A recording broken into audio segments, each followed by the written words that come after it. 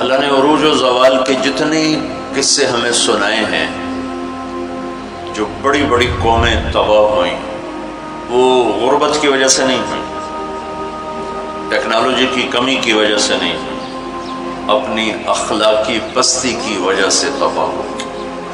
الم تر کیف فعل ربک بعاد ارم ذات العماد التي لم يخلق مثلها في البلاد، یہ ایک قوم۔ وثمود الذين جابوا الصخر بالواد، یہ ایک دوسری قوم۔ وفرعون ذی الاوتاد، ایک تیسری قوم۔ اللہ تعالیٰ کہہ رہے ہیں ذرا دھیان سے میری بات بھی سنو اور غور بھی کرو کہ تمہارے رب نے قوم عاد کے ساتھ کیا کیا، جن جیسا تیرے اللہ نے بنایا ہی نہیں تھا۔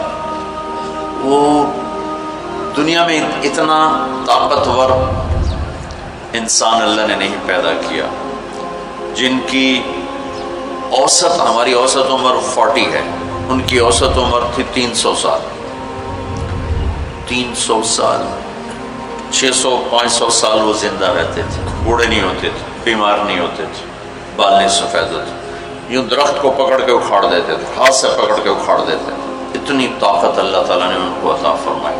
اللہ تعالیٰ فرماتے ہیں یہ کیوں ہلاک ہو گئے؟ سخر علیہم 7 لیال و8 ایام حسوما فترى القوم فيها صرعا كأنهم اعجاز نخل خاویہ فهل ترى لهم من باقیہ۔ ایک اور آیت میں نے ساتھ شامل کی کہ اللہ تعالیٰ فرماتے ہیں وہ نافرمان ہوئے، ان میں طاقت کی کمی نہیں تھی، نافرمان ہوئے، سرکش ہوئے، آوارہ ہو گئے، اللہ کو بھی للکارا اور انسانی اخلاق کا دامن بھی تار تار کیا۔ تو اللہ نے کہا میں نے ان پر ایک ہوا چھوڑی۔ وہ کہتے تھے من اشد منا قوة، کوئی ہم سے طاقتور ہے تو اس سے ہمیں ڈراؤ۔ ان کے نبی تھے ہود علیہ السلام، وہ کہتے کوئی ہم سے طاقتور ہے تو ڈراؤ، ہمیں کس سے ڈراتے؟ من اشد منا قوة، کوئی ہے ہم سے زیادہ طاقتور؟ تو اللہ نے جواب دیا اولم یروا ان الذی خلقهم هو اشد منهم قوة وكانوا بآیاتنا یجحدون۔ میرے نبی ہود ابھی نے بتائیں کہ جس اللہ نے تمہیں نطفے سے اتنا بڑا انسان بنایا ہے نا، وہ تم سے زیادہ طاقتور ہے۔ اللہ تو نظر نہیں آ رہا، لہٰذا وہ کہتے ہو ہے ہی کوئی نہیں، ساڑھے جے ہے ہی کوئی نہیں، کوئی دکھاؤ۔ جب وہ اکڑتے ہی گئے تو اللہ نے ایک ہوا چھوڑ دی۔ 7 لیال و8 ایام، 7 راتیں اور 8 دن، اور اس کائنات کی سب سے طاقتور مخلوق ہوا ہے، سب سے طاقتور۔ جب اللہ تعالیٰ نے زمین پیدا کی تو یہ امبیلنس تھی، تو اللہ تعالیٰ نے پہاڑ گاڑے تو بیلنس ہو گئی۔ فرشتوں نے کہا یا اللہ پہاڑ سے کوئی طاقتور مخلوق ہے؟ تو اللہ نے کہا لوہا کاٹ دیتے۔ تو فرشتوں نے پوچھا یا اللہ لوہے سے طاقتور کوئی مخلوق ہے؟ تو اللہ نے فرمایا آگ ہے جو اسے پگھلا دیتی۔ تو فرشتوں نے پوچھا یا اللہ آگ سے طاقتور کوئی مخلوق ہے؟ تو اللہ نے فرمایا پانی جو اسے بجھا دیتا ہے۔ فرشتوں نے پوچھا یا اللہ پانی سے طاقتور کوئی مخلوق ہے؟ تو اللہ نے فرمایا ہوا ہے جو اسے بخارات بنا کے اڑا دیتی۔ تو ہوا اس کائنات کی اللہ نے سب سے طاقتور مخلوق بتائی ہے۔ اب عجب بات بتاؤں، فرشتوں نے پوچھا یا اللہ ہوا سے بھی طاقتور کوئی چیز ہے؟ آپ حیران ہو گئے سن اپنے نبی کی بات۔ تو یا اللہ ہوا سے بھی طاقتور کوئی مخلوق ہے؟ اس کائنات میں ہوا سب سے طاقتور چیز۔ اللہ نے کہا میرے بندے کا میرے نام پہ ایسے خرچ کرنا کہ کسی کو پتہ نہ چلے کہ اس نے خرچ کیا، ایسے دے کہ کسی کو پتہ ہی نہ چلے۔ تو اللہ نے کہا کہ یہ میرے بندے کا میرے نام پہ خرچ کرنا یہ اتنا طاقتور عمل ہے کہ ہوا بھی اس کے آگے جھک جاتی ہے، چونکہ یہ عمل میرے غصے کو بجھا دیتا، میرے غصے کو ٹھنڈا کر دیتا۔ اللہ کے غصے کو ٹھنڈا کرنے والی چیز اللہ کے نام پہ خرچ کرنا۔ مسلمان کنجوس نہیں ہوتا، بخیل نہیں ہوتا۔ تم لوگ کمال سمجھتے دوسرے کی جیب سے کھانا، کیونکہ ہم اس دور سے گزرے، دوسرے کی جیب سے کھانا۔ اور اللہ تعالیٰ کمال دیکھتا ہے کہ اپنی جیب سے کھلا، خود بھوکا رہ کے اوروں کو کھلا۔ ایک دفعہ شیطان ملا کسی عابد کو، اس نے کہا آج جو پوچھو گے نا سچ بتاؤں. شیطان اچھا ایک بتا دے تیرے یار کتنے, تیرے دوست کتنے؟ کہنے لگا 3. کون؟ ایک جو غصے والا. غصہ تو سب میں ہے, جس کو غصے پہ کنٹرول نہ ہو, پھٹ جاتا ہو پھٹ جاتا ہو پھٹ جاتا ہو. غصہ سب کو آتا ہے, کھوتے نو غصہ آ جاتا ہے انسان. تو انسان غصہ آنا نیچرل ہے, نہ آئے تو پریشانی کی بات ہے. غصے کو پینا نہیں, برداشت نہ کرنا, اس سے معاشرہ ٹوٹتا ہے. تو اس نے کہا غصے والا بڑا اچھا میرا یار ہے پکا. دوسرا نشہ کرنے والا, شراب پینے والا میرا بڑا گھاٹا یار ہے. اور تیسرا بخیل کنجوس میرا بڑا یار ہے. اور اگلی عجیب بات بتاؤں, کیا اگر بدقسمتی سے یہ تینوں باتیں کسی میں اکٹھی ہو جائیں کہ وہ کم وقت غصہ بھی میں بھی پھٹتا ہو, شراب بھی پیتا ہو, بخیل بھی ہو, تو پیر ہوتا ہے تو میں مرید ہونا ہے کہ پیر صحیح. شیطان اس کا مرید ہوتا ہے اور وہ پیر ہوتا ہے. وہ ایسی خطرناک بلا بن جاتا ہے. مسلمان کا صدقہ عادت ڈالو بچوں, خرچ کرنے کی عادت ڈالو. سخی کا کبھی ہاتھ تنگ نہیں ہوگا, اللہ اس کو اپنے خزانوں سے دیکھا. لیکن آج کل ماں باپ سکھاتے ہیں گنجائش کرو گنجائش کرو, جمع کرو جمع کرو, کجیاں میں پیسے ڈالو. اور تم اللہ کے نام پہ لگانا سیکھو, اللہ تمہیں وہاں سے دے گا جہاں سے وہم و گمان بھی نہیں. انفق ولا تخش من ذی العرش اقلالا, خرچ کر اور عرش والے سے تنگی کا ڈر نہ کر. اس مراد فضول خرچی نہیں, اللہ کے بندوں پہ خرچ کرنا, ضرور مندوں پہ خرچ کرنا. تو اللہ کے نام پہ صدقہ اس کائنات کی سب سے طاقتور چیز, جو کہ ہوا کو بھی سے اوپر اللہ نے بیان کیا. اور اللہ نے کہا یہ تیرے رب کے غصے کو بجھا ٹھنڈا کر دیتی. اللہ نے ہوا چھوڑی اور اس قوم کو تہس نہس کر. ان کے قد ہوتے تھے 50 فٹ 60 فٹ 40 فٹ کے قد ہوتے تھے. تو ہوا نے ان کو ایسے اٹھایا, بگولا چلتا رہا ایسے ہی. تو آپس میں ان کے سر ٹکراتے تھے, ٹھا ٹھا ٹھا ٹھا ٹھا ٹھا, یہاں تک ان کی کھوپڑیاں پھٹ گئیں, ان کے دماغ نکل گئے. پھر پٹک کے زمین پر مارا, دھڑ الگ ہو گئے, سر الگ ہو گئے. اس کے پیچھے تباہی کی وجہ نہ پیسے کی کمی نہ ٹیکنالوجی کی کمی اس دور کی. وَثَمُودَ الَّذِينَ جَابُوا الصَّخْرَ بِالْوَادِ. پھر اللہ نے کہا ایک اور قوم آئی جنہیں پتہ چلا کہ ہود علیہ السلام کی قوم پر ہوا چلی تھی, لہٰذا ہم کیا کریں گے, ہم پہاڑوں میں گھر بنائیں گے. تو وہ سعودی عرب میں وہ علاقہ میں نے دیکھا ہے جہاں انہوں نے پہاڑ کھود کے گھر بنائے.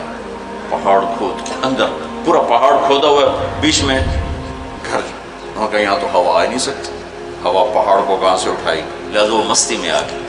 وَثَمُودَ الَّذِينَ جَابُوا الصَّخْرَ بِالْوَادِ. پھر وہ للکارنے لگے, لیا ہوا لیا ہوا. تو اب وہ اللہ کو عاجز سمجھا. تو اللہ نے کیا کیا, فانظر کیف کان عاقبۃ مکرہم انا دمرناہم وقومہم اجمعین فتلک بیوتہم خاویۃ بما ظلموا ان فی ذلک لآیۃ لقوم یعلمون وانجینا الذین آمنوا وکانوا یتقون. کیا کیا اللہ تعالیٰ نے, ایک فرشتہ بھیجا جس نے آ کر ایک چیخ ماری. آواز بہت طاقت ہے, ساؤنڈ سے کتنی تباہیت. اس نے ایک چیخ ماری, ان کے کلیجے سب کے پھٹ گئے, چہرے ان کے نیلے پڑ گئے. اور وہ ایک دن میں سارے اللہ تعالیٰ نے مٹی کا ڈھیر بنایا, انہیں دفن کرنے والا کوئی نہ بچا. یہ کیسے تباہ ہوئے؟ ان کی تباہی کے پیچھے نہ ٹیکنالوجی کی کمی ہے نہ طاقت کی کمی. ایک تیسری قوم, وَفِرْعَوْنَ ذِي الْأَوْتَادِ. فرعون جو اس زمانے کا اتنا بڑا بادشاہ تھا کہ انسانی تاریخ میں صرف ایک انسان پیدا ہوا ہے جس نے کہا میں رب ہوں. یہ بات دنیا میں کسی نے نہیں کی. سجدہ تو مسلمان بادشاہ بھی کرواتے تھے, یہ مغلوں کو سجدے ہوتے تھے, جو ہمارے مغلیہ بادشاہ تھے, اورنگزیب نے آ کر اسے ختم کیا. تو سجدے تو مسلمان بادشاہوں کو بھی ہوتے رہے اور کافروں کو بھی ہوتے رہے, لیکن میں ہی رب ہوں یہ بات ایک انسان نے کی, وہ ہے فرعون. فَقُلْ هَلْ لَكَ إِلَىٰ أَن تَزَكَّىٰ وَأَهْدِيَكَ إِلَىٰ رَبِّكَ فَتَخْشَىٰ فَأَرَاهُ الْآيَةَ الْكُبْرَىٰ فَكَذَّبَ وَعَصَىٰ ثُمَّ أَدْبَرَ يَسْعَىٰ فَحَشَرَ فَنَادَىٰ فَقَالَ أَنَا رَبُّكُمُ الْأَعْلَىٰ. اللہ اکبر. کہنے لگا میں سب سے بڑا رب ہوں. یہ صرف ایک انسان کا دعویٰ. کتنی اللہ نے اس کو طاقت بخشی. بچے ذبح ہو رہے ہیں، کوئی اف نہیں کر سکتا، اف نہیں کر سکتا، کوئی جلوس نہیں نکال سکتا. بچہ پیدا ہوتا ہے ذبح کیا جا رہا، پیدا ہوتا ہے ذبح، بچیاں چھوڑی جا رہی، بچے ذبح کیا. نقتل ابناءهم ونستحيي نساءهم وإنا فوقهم قاهرون. سارا قرآن سے آپ کو بتا رہا ہوں. تو وہ اس زمانے کی سب سے بڑی ٹیکنالوجی، سب سے بڑی طاقت. یہاں کیا زوال ہے؟ اخلاقی پستی. سمود میں کیا زوال ہے؟ اخلاقی پستی. عاد میں کیا زوال ہے؟ اخلاقی پستی. کسی قوم کا سب سے بڑا سرمایہ اس کے اخلاق ہوتے ہیں. ٹیکنالوجی ثانوی چیز ہے، سونے چاندی کی کانیں، تیل کے خزانے، یہ دوسرے نمبر کی چیز ہے. سب سے پہلا سرمایہ وہ آپ میری جو نسل ہو، وہ آپ کے عالی اخلاق، آپ کا اچھا کردار، آپ کی حیا والی زندگی، آپ کی کردار والی زندگی. یہ میرے ملک کا سب سے بڑا سرمایہ ہے. اگر میری نسل کے اخلاق بگڑ گئے، حیا کی چادر تار تار ہو گئی اور ناشگانہ زندگی میں داخل ہو گیا اور وہ ثقافت بن گئی، تہذیب بن گئی، تو اس قوم کے ہلاک ہونے کو کوئی نہیں بچا سکتا. کہ آسمان والے کا فیصلہ اترتا ہے، جب آسمان والا فیصلہ کرتا ہے تو زمین کی ٹیکنالوجی اسے بچا نہیں سکتی. فرعون نے بھی کہا قوم فاتنا بما تعدنا ان كنت من الصادقین. نوح علیہ السلام کی قوم نے کہا نوح علیہ السلام سے، لاؤ کدھر ہے تیرے رب کا عذاب، فاتنا لے کے آؤ، کدھر ہے تیرے رب کا عذاب.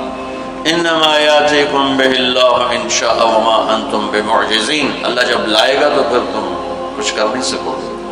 ایک تندور سے پانی نکالا اور ساری نسل کو اللہ نے پانی میں بہا دیا، ساری نسل.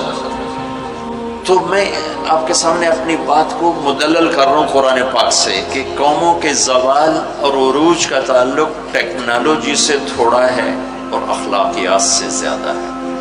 اخلاقی پستی کسی بھی قوم کے زوال کا سب سے بڑا سبب ہے. اخلاقی بلندی کسی بھی قوم کے عروج کا سب سے بڑا سبب ہے. فرعون نے بچے ذبح کیے، بچیوں کو چھوڑا، عبرت کا نشان بنا دیا لوگ. سولی سب سے پہلے اس نے ایجاد کی اور پھر میرے رب نے فَأَخَذْنَاهُ وَجُنُودَهُ فَنَبَذْنَاهُمْ فِي الْيَمِّ. آگے سمندر، پیچھے فرعون، بیچ میں موسیٰ علیہ السلام کی قوم. تو کہنے لگے مروا دیا موسیٰ، مروا دیا. تو آگے سمندر، پیچھے فرعون. اگے جاؤ تو پانی، پچھو تو فرعون دا سوٹا ان کی دے جا. تو موسیٰ علیہ السلام نے کہا کلا، ڈرو نہیں، ان معی ربی. آپ کو جب تقابل کر کے دکھاؤں، موسیٰ علیہ السلام 40 سال رہے اپنے قوم کے ساتھ، 2 نبی، ایک موسیٰ ایک ہارون، اور اپنا سب کچھ قربان کیا. جب آگے سمندر دیکھا، پیچھے فرعون دیکھا، تو انہیں نہ موسیٰ یاد رہے نہ ہارون یاد رہے، انہیں اپنی پڑ گئے. انا لمدرکون، موسیٰ مروا دیتے سن، یا آپ ہمارے رسول ہیں، آپ ہمارے نبی، آپ کا کیا بنے گا؟ کوئی فکر نہیں. ہارون کا کیا؟ سانو اپنی پہ گئی. ان مروا دیا تو انہیں موسیٰ. تو انہوں نے کہا کلا ان معی ربی سیہدین. ہرگز نہیں، میرا اللہ میرے ساتھ ہے، مجھے راستہ دکھائے گا. لیکن کلا میں ایک اشارہ ہے کہ تو انہوں مرنا ہی چاہیے، یا تو انہوں فرعون مارے یا تو انہوں پانی مارے. لیکن چونکہ میرا اللہ میرے ساتھ ہے تو انشاءاللہ مجھے راستہ ملے گا، تمہیں بھی مل جائے گا، میری تو فعل تمہیں بھی مل جائے گا. تو جب وہ بالکل قریب آ گیا تو اللہ نے کہا فضرب بعصاک البحر، لاٹھی مار. لاٹھی اللہ نے فرعون کے لشکر پہ نہیں مروائی، عجیب بات ہے، کہ پانی پہ لاٹھی مار، بالکل عقل کے خلاف، پانی پہ لاٹھی مار.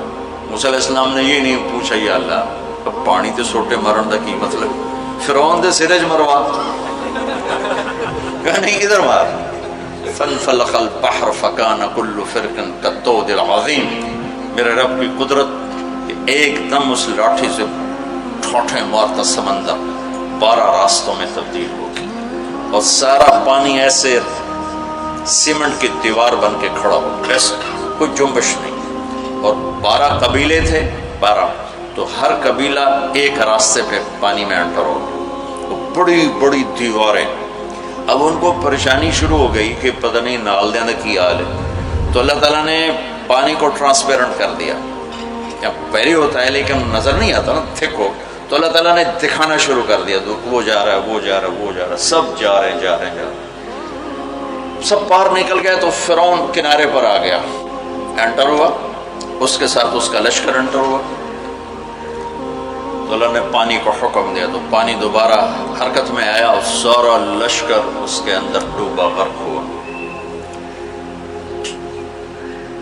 کہنے لگے ہمیں اعتبار نہیں، دکھاؤ واقعی مر گیا ہے۔ پانی کی موج نے اٹھایا اور باہر پھینک دیا۔ موت کو دیکھ کے نبی بھول گیا 40 سال جنہوں نے محنت کی۔ ٹھیک ہے، ہمارے نبی ہجرت کے لیے گھر سے نکلے، جمعہ کی رات 27 صفر، نبوت کا 14واں سال اور جمعہ کی رات تھی۔ تو ابو بکر رضی اللہ تعالیٰ عنہ نے عرض کی، یا رسول اللہ میں نے ایک غار ڈھونڈا ہوا ہے، وہاں چل کے چھپتے ہیں، پھر جب ہماری طلب کوئی مدھم ہو جائے گی پھر ہم نکلیں گے۔ چلو اب کبھی آگے چلیں کبھی پیچھے، کبھی ہمارے نبی کے آگے ہوں کبھی پیچھے ہوں، کبھی آگے ہوں کبھی پیچھے۔ تو آپ نے فرمایا کہ ابو بکر یہ کیا کرو، کبھی آگے کبھی پیچھے، کبھی آگے کبھی پیچھے۔ تو کہنے لگے یا رسول اللہ اخاف الرصد فامشی امامک واخاف الطلب فامشی خلفک۔ یا رسول اللہ جب مجھے یہ خیال آتا ہے کہ آگے کوئی دشمن چھپا ہوا وار نہ کر دے تو میں آگے چلتا ہوں کہ وار میرے اوپر پڑے، آپ پہ نہ پڑے، اور جب مجھے خیال آتا ہے کہ پیچھے سے آ کے حملہ نہ کر دے تو میں بھاگ کے پیچھے ہو جاتا ہوں کہ اگر کوئی وار کرے تو میرے اوپر آئے، آپ پر نہ آئے۔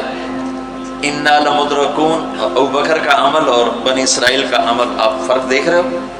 اگلے دن اچھا ہمارے نبی پنجوں پہ چل رہے تھے، پنجوں پہ، پورا پاؤں نہیں، کہ اس زمانے میں کھوجی، جب تک کچی سڑکیں تھی یہ علم تھا، خود ہمارے گاؤں میں کھوجی تھے، کچی سڑکوں پہ پاؤں کے نشان پر چلتے چلتے سینکڑوں میل چلے جاتے تھے۔ ہمارے دادا کے اونٹ چوری ہوئے ڈیرہ غازی خان، چوری ہونا کوئی بڑی بات نہیں تھی، بیزتی سمجھی جاتی تھی اس زمانے میں، فلانے سردار دی چوری ہو گئی۔ تو وہ کھوجی کو لے کر چلے، میاں چنو کے پاس ہمارا گاؤں ہے، وہاں سے چلتے چلتے دیرہ غازی خان سے چوٹی پہنچے، پاؤں کا نشان دیکھتے دیکھتے، اور وہاں سے اپنے اونٹ لے کر واپس آئے۔ تو میرے نبی پنجوں پر چل رہے تھے کہ قدم کا نشان نہ پڑے، لہذا جب آپ پہاڑ کے قریب پہنچے، یوں سیدھا پہاڑ ہے بالکل قارس، اور ایسے جب آپ چڑھنے لگے تو انگلیاں اتنی درد کرنے لگیں کہ آپ سے چڑھا نہیں گیا۔ تو ابو بکر رضی اللہ تعالیٰ عنہ نے آپ کو کمر پہ بٹھایا اور کمر پہ بٹھا کے اس پہاڑ کو اوپر لے کر کے، کبھی اللہ آپ کو لے جائے تو آپ دیکھنا کتنا وہ اوکھا پہاڑ ہے جس پر ابو بکر اوپر لے کر گئے۔ پھر آپ کو باہر بٹھایا، کہا آپ باہر بیٹھیں، خود اندر تشریف لے گئے۔ اندھیرا تھا تو ٹٹول کے سوراخ بند کرنے شروع کیے، روڑے پتھر اس سے۔ اب سوراخ باقی تھے اور روڑے ختم ہو گئے، تو اپنی پگڑی اتاری اور اس کو پھاڑ کے سوراخ بند کیے۔ پھر بھی سوراخ باقی تھے تو کرتا اتارا اور اس کو پھاڑ کے سوراخ بند کیے۔ پھر ایک سوراخ باقی رہ گیا، وہ جس میں سانپ تھا، اس کے اوپر اپنی ایڑی کو رکھ دی۔ پھر عرض کی یا رسول اللہ آپ تشریف لائیں۔ آپ کو اندھیرے میں پتہ نہیں چلا کہ ابو بکر کے نہ پگڑی ہے اور نہ کرتا ہے۔ جب تھوڑی روشنی ہوئی، صبح صادق ہوئی، روشنی ہوئی تو دیکھا ابو بکر کے نہ کرتا نہ پگڑی۔ تو آپ نے کہا ابو بکر تیرا کرتا تیری پگڑی؟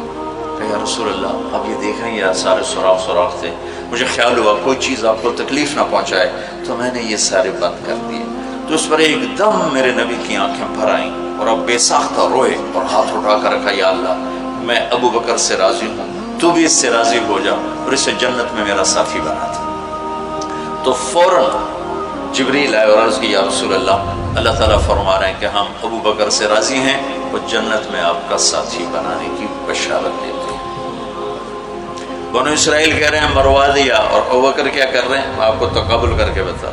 پھر اگلے دن قریش کا کھوجی صرف انگلیوں کو پہچانتا غار سور کی طرف چل پڑا۔ جب وہ چلے تو میرے رب کا غیبی نظام حرکت میں آیا۔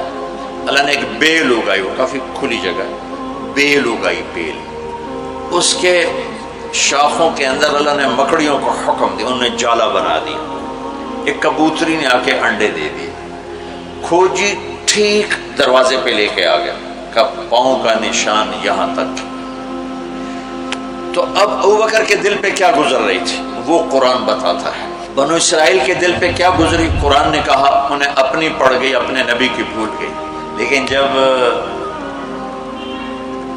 یہاں دشمن سر پہ پہنچا ہے تو ابو بکر کے دل پر کیا گزری اس کو قرآن بتاتا ہے. اذ یقول لصاحبہ لا تحزن ان اللہ معنا. جب ہمارے نبی نے اپنے ساتھی ابو بکر سے کہا غم نہ کر اللہ ہمارے ساتھ ہے, غم نہ کر اللہ ہمارے ساتھ ہے. یہ غم کا لفظ ہے, خوف کا لفظ نہیں کہ ڈر نہیں, اللہ ہمارے ساتھ ہے.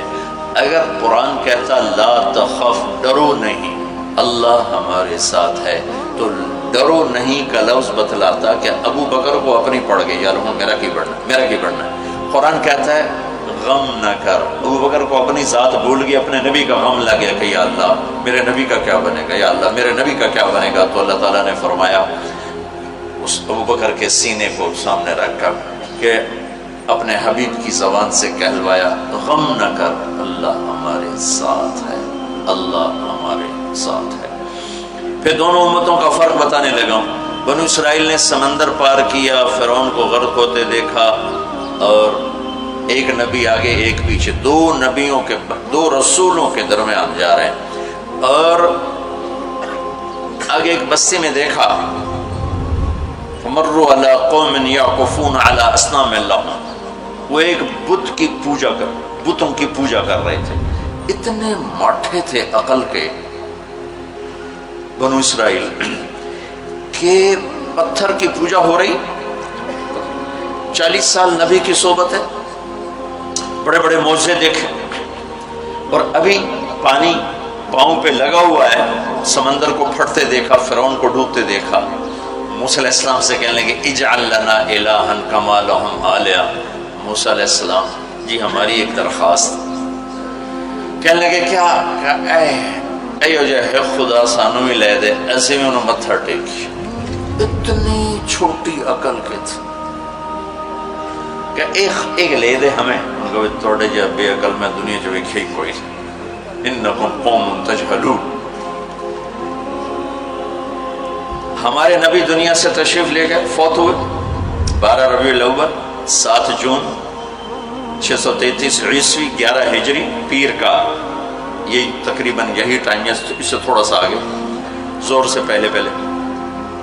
اب دنیا سے تشریف لے گئے, انتقال فرما گئے. صحابہ پہ عجیب و غریب کیفیت طاری ہوگی. عمر رضی اللہ عنہ نے تلوار نکال لی, جو کہے گا اللہ کا نبی فوت ہو گیا قتل کر دوں گا. وہ فوت نہیں ہوئے, اللہ کے پاس گئے, واپس آئیں گے. ابوبکر صدیق کو پتہ چلا, وہ عوالی ایک محلہ ہے وہاں گئے ہوئے تھے اپنی بیگم کے پاس. وہاں سے دوڑتے ہوئے آئے, گھوڑے سے چھلانگ لگائی, گھر میں داخل ہوئے. اپنی بیٹی کے حضرت عائشہ کے گھر میں آپ کا انتقال ہوا. آپ کے چہرے سے کپڑا ہٹایا, ماتھا چوما, آنسو گرے, اور کاتب حیّا و میتا, میرے محبوب آپ دونوں حالتوں میں پاک پاکیزہ خوشبودار ہیں, دنیا سے جانے کے بعد بھی اور دنیا میں رہتے ہوئے بھی. پھر تشریف لائے تو عمر کی آواز گرجدار, کوئی نہ کہے میرے نبی فوت ہو گئے. ممبر پر آ کر کھڑے ہوئے کہا عمر بیٹھ جاؤ. عمر کہنے لگا میں نہیں بیٹھتا. تو کہنے لگے ایھا الناس من کان یعبد محمدا فإن محمدا قد مات. جو لوگ محمد کی پوجا کرتے تھے تو سنو آج ان کو اللہ نے اٹھا لیا ہے. ومن کان یعبد اللہ فإن اللہ حی لا یموت. اور جو اللہ کی پوجا کرنے والے ہیں وہ سن لیں کہ اللہ موت سے پاک, زندہ, قائم دائم, حی قیوم موجود ہے. اور پھر آپ نے یہ آیت پڑھی انک میت و انہم میتون. میرے حبیب آپ نے بھی موت کا ذائقہ چکھنا ہے, وہ سب نے موت کا پیالہ پینا ہے. اور یہ آیت پڑھی وما محمد الا رسول قد خلت من قبلہ الرسل افإن مات او قتل انقلبتم علی اعقابکم. میرے نبی بھی تو رسول ہیں جیسے اور رسول ہیں, ان کو بھی تو موت نے آنا ہے, تو تم میرا راستہ چھوڑ دو گے, میرا دین چھوڑ دو گے. تو عمر رضی اللہ تعالیٰ عنہ فرماتے ہیں میری ٹانگوں سے جان نکل گئی, چونکہ مجھے پتہ چل گیا کہ آپ فوت ہو گئے ہیں. تو میں یوں نیچے گرا, سیدھا ایسے اسٹریٹ نیچے گرا کہ مجھے جو لگا جیسے یہ قرآن آج اترا ہے، جیسے یہ قرآن آج اترا ہے۔ تو ابوبکر صدیق رضی اللہ تعالیٰ عنہ صحابہ کا ایمان اور بنو اسرائیل کا ایمان اب تقابل، دو نبیوں کی موجودگی میں اتنے بڑے معجزے دیکھ کر ایک پتھر کا بت دے ہم بھی اس کو سجدہ کریں، اور یہاں میرے نبی دنیا سے جا چکے ہیں اور ابوبکر صدیق اعلان کرتے ہیں کہ اللہ زندہ ہے، موت سے پاک ہے، اور میرے نبی کو اللہ نے بلا لیا جیسے ہر نبی کو بلایا، میرے نبی کو بھی بلا لیا ہے۔ پہلی امتوں کو 2 نمازیں، ہمیں 5۔ پہلی امتوں کی مسجد کوئی نہیں، ہماری مسجد۔ پہلی امتوں کی اذان کوئی نہیں، ہمیں اذان دی، اور اذان اتنا بڑا عمل بنا دیا میرے نبی نے کہ آپ نے فرمایا کہ اذان دینے والا قیامت کے دن سب سے اونچے مقام پر کھڑا ہوگا۔ حضرت علی فرمایا کرتے تھے کاش میں اللہ کے نبی سے حسن حسین کے لیے مسجد نبوی کی اذان مانگ لیتا، یہ حضرت علی فرمایا کرتے تھے۔ اور جنگ قادسیہ میں مؤذن زخمی ہو گیا تو اذان دینے کے شوق میں سردار آپس میں الجھ گئے، ایک کہتا میں دوں گا، ایک کہتا میں دوں گا، پھر قرہ اندازی ہوئی جس کا نام نکلا اس نے اذان دی۔ حضرت عمر فرمایا کرتے تھے اگر میں امیر المومنین نہ ہوتا، اگر میں خلیفہ وقت نہ ہوتا تو میں مسجد نبوی کا مؤذن بننا پسند کرتا۔ کسی کو اذان نہیں ملی، ہمیں اذان۔ پہلا مؤذن بلال بنا، پہلے مؤذن اللہ نے بلال کو یہ عزت عطا فرمائی۔ دنیا میں یہ ہے اور آخرت میں یہ ہے کہ میرے نبی نے فرمایا کہ جب جنت میں جانے کا وقت آئے گا تو جنت کی میرے لیے سواری لائی جائے گی، میں اس سواری پہ بیٹھوں گا تو اس کی جو وہ رسی ہوگی وہ ایسے نیچے گر جائے گی، نیچے گرے گی۔ اس رسی کے یعنی اس کی جو لگام ہوتی ہے وہ نیچے گرنے کا مطلب ہے یہ ایسے نیچے گر گئی۔ اب نیچے گرنے کا مطلب ہے کہ اس کی ڈرائیونگ میرے نبی نے نہیں کرنی، کوئی آنے والا ہے، کوئی ڈرائیور آنے والا ہے جو رسی پکڑ کے چلے گا، کوئی کوچبان آنے والا ہے جو اس کو پکڑ کے چلے گا۔ رسی کا گرنا ایک انڈیکیشن ہے کہ کوئی نصیب والا اب آئے گا۔ جب آپ کی سواری کھڑی ہوگی، رسی نیچے ہے، تو اب سب کی گردنیں ایسے ہوں گی، کون، سب قیاس کر دیں کون کون کون۔ اللہ کی طرف سے اعلان ہوگا بلال کو بلایا جائے، بلال بلال۔ تو بلال آپ کی سواری کی لگام پکڑیں گے، اور آپ نے فرمایا کہ سب سے پہلے میں جنت میں جاؤں گا وہ بلال میرے ساتھ ہوگا، میری سواری کی لگام پکڑ ہو جائے گا۔ تو ہمیں اذان ملی، کسی امت کو اذان نہیں ملی۔ ہمیں 5 نمازیں ملی، کسی امت کو نمازیں 2 نمازیں، ایک فجر کی 2 رکعت، عصر کی 2 رکعت۔ باجماعت نہیں، ان کو اپنی کتاب یاد نہیں، ہمیں قرآن یاد ہے۔ میرے مدرسے میں ایک بچہ اب ماشاءاللہ امریکہ میں وہ پڑھا رہا ہے، اس نے 30 دن میں قرآن یاد کیا۔ صبح یاد کرتا تھا، شام کو تراویح میں سناتا تھا۔ میرے مدرسے کا بچہ صبح بیٹھ کے مغرب تک پورا سپارہ یاد کر کے اور عشاء کو تراویح میں سنا دیتا تھا۔ اللہ نے میں ایسا قرآن دے دیا کہ 1 مہینے میں بھی یاد ہو جاتا ہے۔ 3 دن میں بھی ایک بزرگ نے یاد کیا، 3 دن میں قرآن یاد کیا۔ اللہ نے ہمیں قرآن کی دولت عطا فرمائی، پڑھنے کے لیے 5 نمازیں عطا فرمائی، تہجد کی نماز عطا فرمائی، اوابین کی نماز دی، اشراق کی نماز دی، چاشت کی نماز دی۔ نماز کے کتنے دروازے کھول دی، اور میرے نبی کی آخری نصیحت تھی میری امت نماز نہ چھوڑنا، نماز نہ چھوڑنا، نماز نہ چھوڑنا۔